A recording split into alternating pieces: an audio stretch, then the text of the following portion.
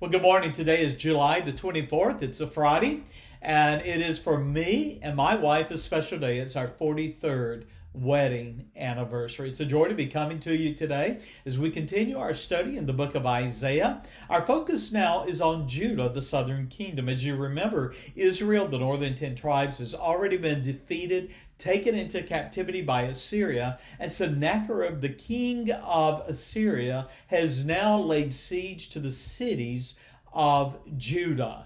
In fact, the armies of Sennacherib, some are gathered around the walls of Jerusalem, laying siege there. The year is about 700 BC. Hezekiah, a godly king, has led that nation in a great revival.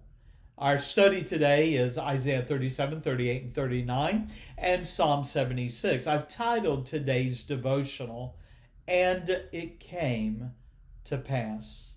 Let me share with you some thoughts now from Isaiah 37, and I've titled this chapter, "God Hears and Answers Prayer."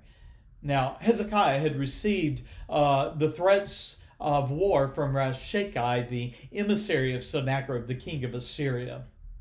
And when he heard the news, the Bible says that he rent his clothes and he covered himself with sackcloth, and he went into the house of the Lord, that is the temple.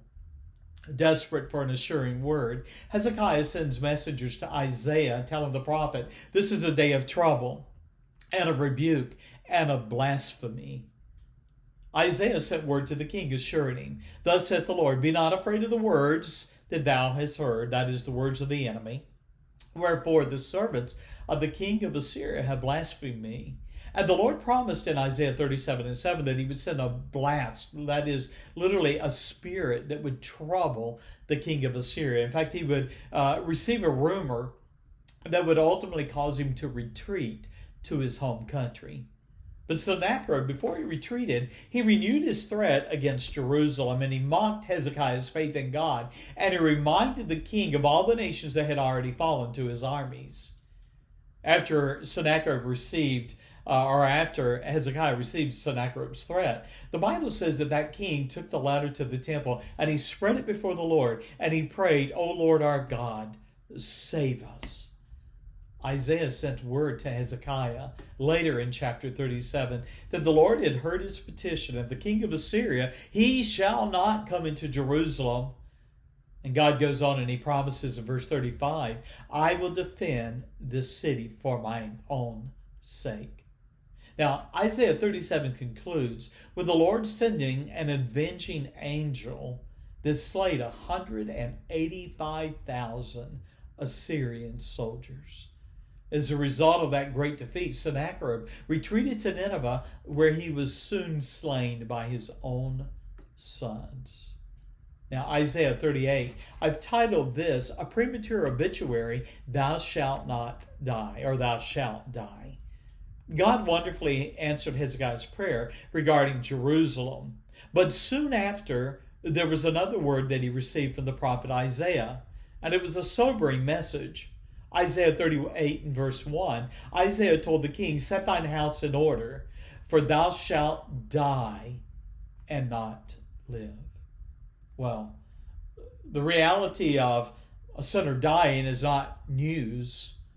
But for Hezekiah, it was an overwhelming reality. The Bible says that he turned his face towards the wall and he prayed unto the Lord.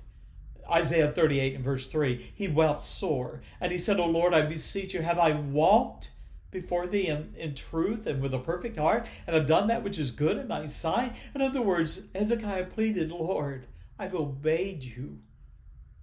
In a real sense, take not my life. The Lord received Hezekiah's prayer. And he promised the king to add 15 years to his life. Now, Isaiah 39, I've titled Flattery, Pride, and a Foolish King. The news of Hezekiah's sickness had traveled through diplomatic channels and reached the king of Babylon, who sent letters and a present as well as messengers. Hezekiah, no doubt flattered by his guests from Babylon, permitted the ambassadors from that great nation to see the wealth of his treasury. When Isaiah learned of the king's foolish decision, he questioned and then he admonished Hezekiah. And then Isaiah warned, the king, that his arrogant decision to display the nation's wealth would end with the king of Babylon taking away not only Judah's wealth, but also his own sons and the heirs to the throne. Let me close with a spiritual lesson concerning pride. You know, I've witnessed men and women who, after experiencing a measure of success in their endeavors, permitted their hearts to swell with pride. They set aside humility and dependence on God, the very things that were the catalysts of God's blessing, and they forget and failed to remember what Solomon taught his son. Proverbs 16 and verse 18, pride goeth before destruction, and a haughty spirit before a fall. Allow me to leave you with a life challenge. I challenge you, deflect the best things that men say about you, and don't believe the worst. For somewhere in the middle is the truth about your character and your person. Let's not fall into the pit of pride. Let us humble ourselves before God and trust Him and follow His commandments.